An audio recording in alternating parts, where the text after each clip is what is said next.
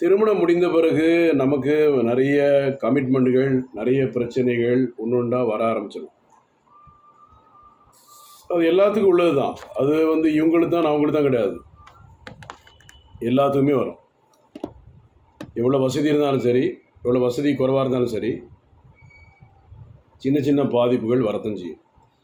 அதை நம்ம எப்படி அந்த பிரச்சனையை சால்வ் பண்ணணும் என்பது தான் ரொம்ப முக்கியம். எந்த பிரச்சனையை எப்படி சால்வ் பண்ணணும்? ஏன்னா கல்யாணத்துக்கு முன்னால், திருமணத்திற்கு முன்னால் நம்ம ஜாலியாக இருந்திருப்போம். ஜாலியாக ஃப்ரெண்ட்ஸுகள், அடுத்தால எல்லோரும் சொல்லலை, ஃப்ரெண்ட்ஸுகள் இல்லாதவங்களும் இருக்காங்க.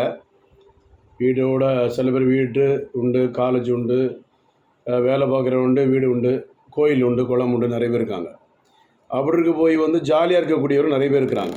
ஒரு 70% ஜாலியாக இருந்தாலும் 30% இப்படி தனிமையில் இருப்பதும்,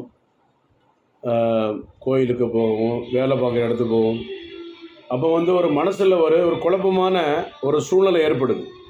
இந்த மனசினுடைய குழப்பங்கள் திருமணம் முடிந்த பிறகு தன்னுடைய மனைவிக்கு நம்ம என்ன செய்யணும், எப்படி செய்யணும், மனைவியுடைய ஆசைகளை எப்படி நிறைவேற்றணும் என்பது தெரியாமல் நிறைய கேஸு டைவர்ஸ் ஆகிடுது.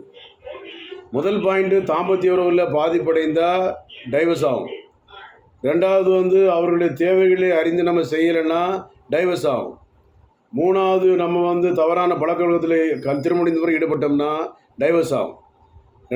நாலாவது பண பிரச்சனையாலும் டைவர்ஸ் ஆகும்.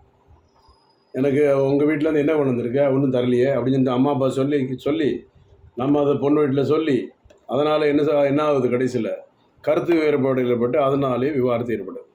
அப்போ எண்ணம் போல தான் வாழ்வு. மனசை சுத்தமாக வச்சுக்கிட்டணும். திருமணம் முடிந்த பிறகு ஒருவர் புரிந்து கொண்டு, நீ இருவர் அல்லர், ஒரே உடல், ஒரே உயர், நகமும் சதையும் போல் வாழ்ந்து நம்ம இந்த காலத்தில் வாழ்ந்து ஒரு குழந்தை பாக்கியத்தை உருவாக்க, எந்த பாதிப்பு இருந்தாலும் சரி, என்ன நோய் இருந்தாலும் ஆன்மீக சித்தால தீர்வு இருக்குது. எய்ட்ஸ் நோயை தவிர, எய்ட்ஸ் நோய்க்கு நம்ம மருந்து கொடுக்குறது கிடையாது. மற்ற நோய்களுக்கு சித்த மருத்துவத்தில் ஆன்டி சித்தால தீர்வு உண்டு. கவலைப்படாதீங்க, சங்கடப்படாதீங்க. மீண்டும் இன்னொரு நேரில் சந்திப்போம். நன்றி, வணக்கம்.